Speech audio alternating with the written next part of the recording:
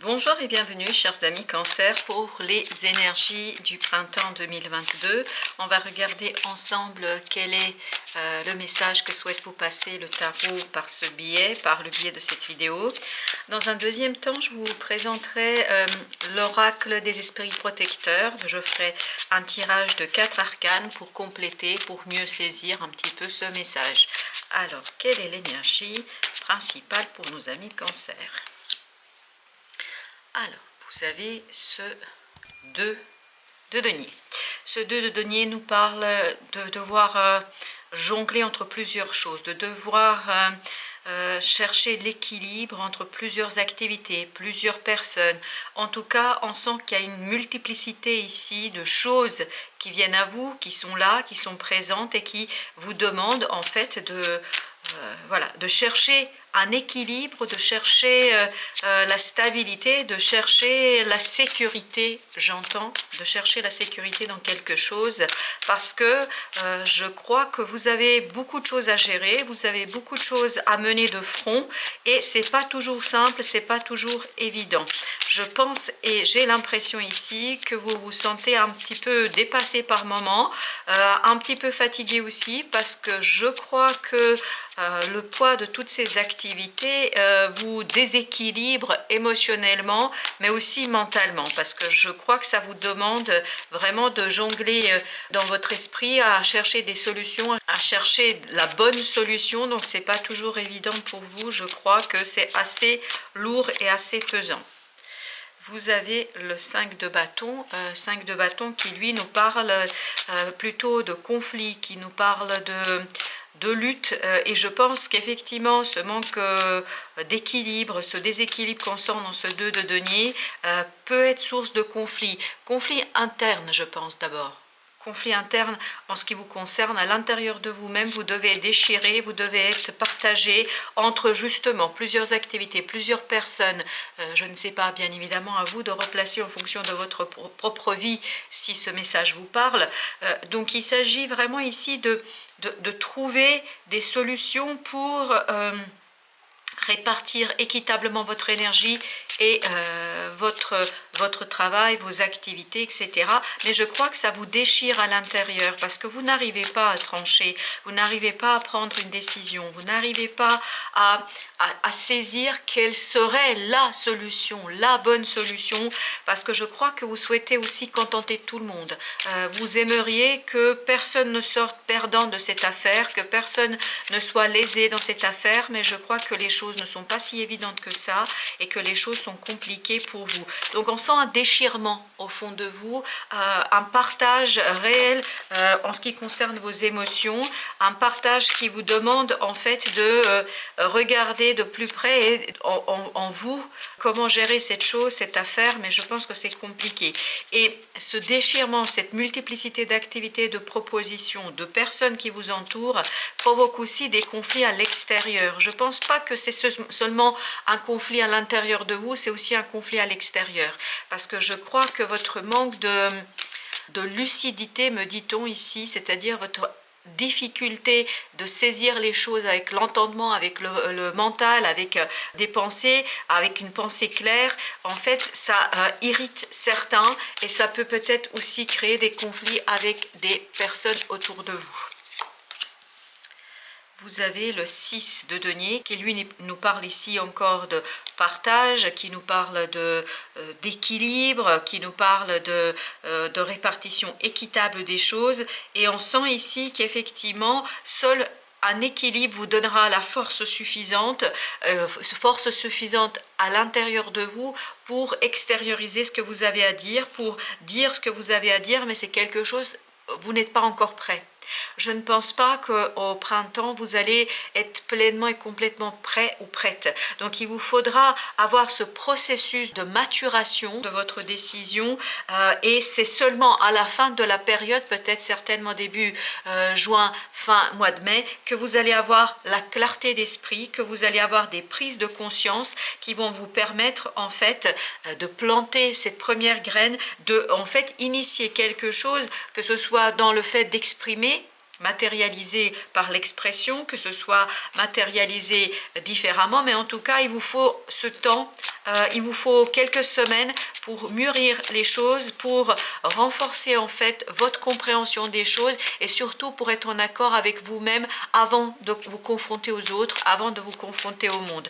Donc je pense que là, vous avez besoin d'abord et avant tout de chercher un équilibre intérieur pour pouvoir ensuite extérioriser et matérialiser ce que vous avez à dire, à faire face aux autres.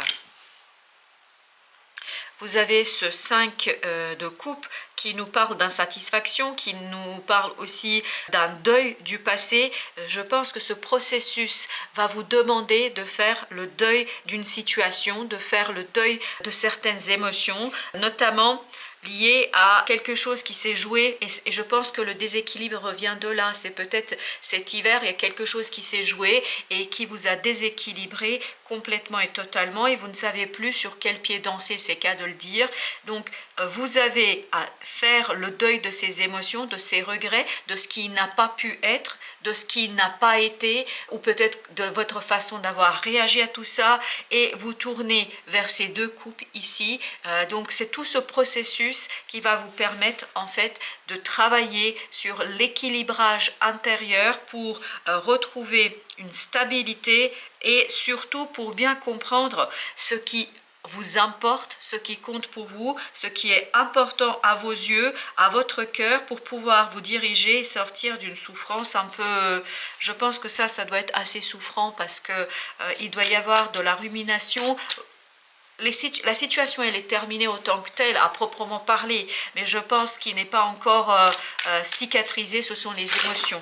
Les émotions sont encore présentes pour vous, les émotions sont encore souffrantes et donc vous avez besoin de tout ce temps, de tout ce processus pour vous en sortir et pour vous tourner vers quelque chose de plus équilibré émotionnellement parlant.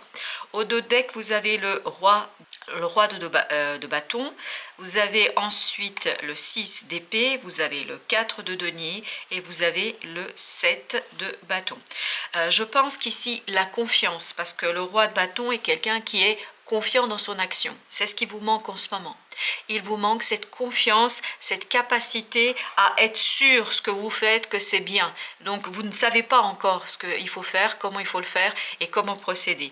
Donc au fur et à mesure de l'avancement dans ces quelques semaines, ces quelques mois, vous allez pouvoir renforcer cette confiance en vous, la confiance dans votre capacité d'agir et de faire, et vous allez quitter ce repli sur vous-même, ce repli qu'on sent ici à travers ce 4 de denier, ce repli sur ce passé qui n'est plus, ce passé qui est là, présent émotionnellement de manière souffrante, mais en fait qui n'est plus dans la matière, dans la vie. Donc ici, ce qui va vous aider pour renforcer votre confiance en vous et pour quitter ce repli sur soi, ce sera vraiment votre capacité d'identifier ce qui vous importe, ce qui compte pour vous, pourquoi vous avez envie de vous battre, pourquoi vous avez envie, j'entends, de découdre, qu'est-ce qui vous motive pour vous confronter aux autres. Et ça va venir de votre intuition, de ces grandes prêtresses, ça va venir aussi de ce pape. Vous voyez, on a bien ce couple ici, le couple qui matérialise, qui en fait arrive à faire le couple qui arrive à faire cet alignement entre ce que vous portez en vous, vos sentiments, vos émotions, vos désirs et la matérialité, la matérialisation. Donc vous avez besoin ici de mener ce travail et comme vous avez peut-être pu l'apercevoir, on avait le 10 qui se cachait derrière le pape. Cette chose-là, 10 d'épée, cette chose-là, comme je vous disais ici, on sent que c'est souffrant et je crois que ça va vous permettre justement de sortir de cette situation souffrante et pas simple à gérer pour vous. Alors, qu'est-ce que nous dit l'oracle des esprits protecteurs, commerçants, échanger l'énergie pour l'abondance? Ici, je crois que l'abondance est sous-entendue dans votre capacité d'identifier ce qui compte pour vous. C'est-à-dire être en capacité de voir plus loin que le présent, être en capacité de regarder ce qui vous attend parce que vous avez là tout de suite. Je pense que ce que vous avez là tout de suite n'est pas évident à gérer tous les jours.